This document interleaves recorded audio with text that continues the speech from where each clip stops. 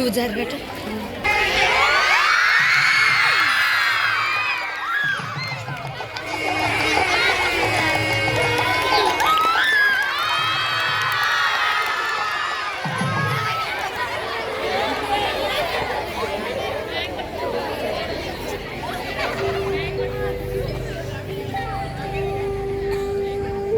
సావిత్రి, నేను బడికి వెళ్ళి వస్తా. అలాగేనండి.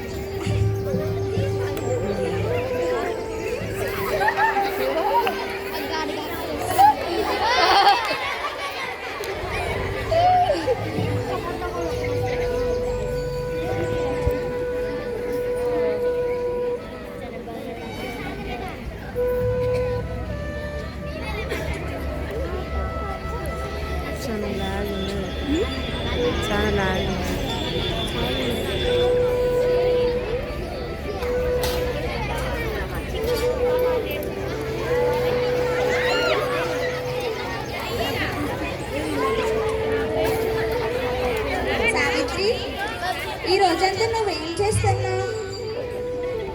ఏం లేదండి, ఇంటి పనులు పూర్తి అవ్వగానే ఖాళీగానే ఖాళీగా ఉంటున్నావా? అవునండి. నీకు చదువుకోవడం అంటే ఇష్టమేనా? ఇష్టమేనండి. నేను చదువు నేర్పిస్తా, నేర్చుకుంటావా? నేర్చుకుంటానండి. సరే చెప్పండి.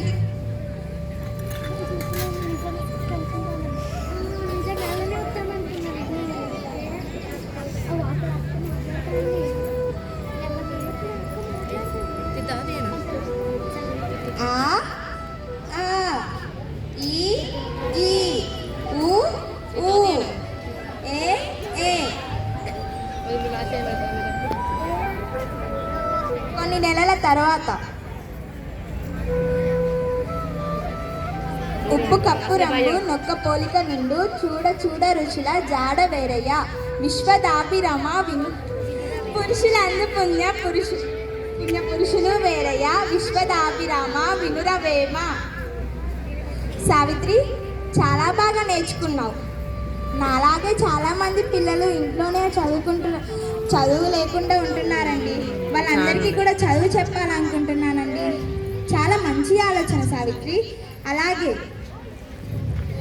నేను వెళ్ళి వాళ్ళందరినీ తీసుకొస్తానండి. సరే. ఓ అమ్మ, మీ అమ్మాయిని మా దగ్గర చదివిస్తారా? చదువా? మా అమ్మాయికి చదువు రాదండి. మా అమ్మాయికి చదువు రాదు. మీ కూతుర్ని మా దగ్గర చదివిస్తారా? లేదండి, మా ఆయనకు తెలిస్తే కోప్పడతారండి.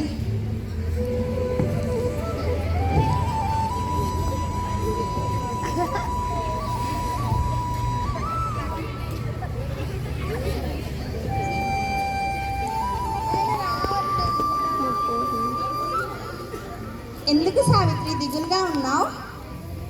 ఎవరిని అడిగినా పంపించమంటున్నారండి. వాళ్ళు ఇంకా అజ్ఞానంలోనే ఉన్నారు. చదువులో అమ్మాయి అబ్బాయి తేడాలేమీ ఉండవు. నేను మళ్ళీ ప్రయత్నిస్తాను.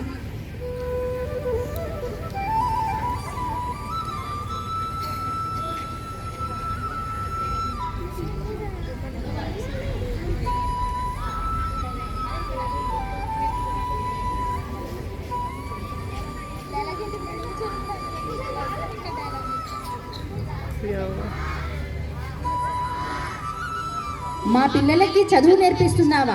మా పిల్లలకు చదువు గిదువు ఏది వద్దు. చదువు నేర్పించడం ఏంటి? ఆడపిల్లలు చదువుకోవడం ఏంటి? చదువు అనేది ఆడ మగ అని తేడా ఏముండదు. అందరూ చదువుకోవాలి. చదువే మనకు మార్గదర్శకంగా ఉంటుంది. కాబట్టి మీ పిల్లల్ని కూడా స్కూల్కు పంపించండి.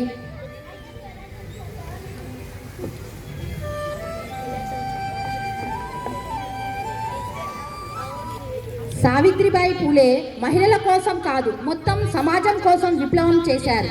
ఆమె ఒక గురువు మాత్రమే కాదు, అణిచివేతను ఎదిరించిన అగ్నిజ్వాల. రాళ్ళు, దూషణలు, అవమానాలు ఏవి వచ్చినా వెనుకడుగు వేయని శివంగి. విద్యే శక్తి అని కాదు, విద్యే ఆయుధమని చూపించిన మహానీయురాలు. ఆమె పేరు చరిత్ర కాదు, మన అందరినీ నడిపించే శక్తి, స్ఫూర్తి.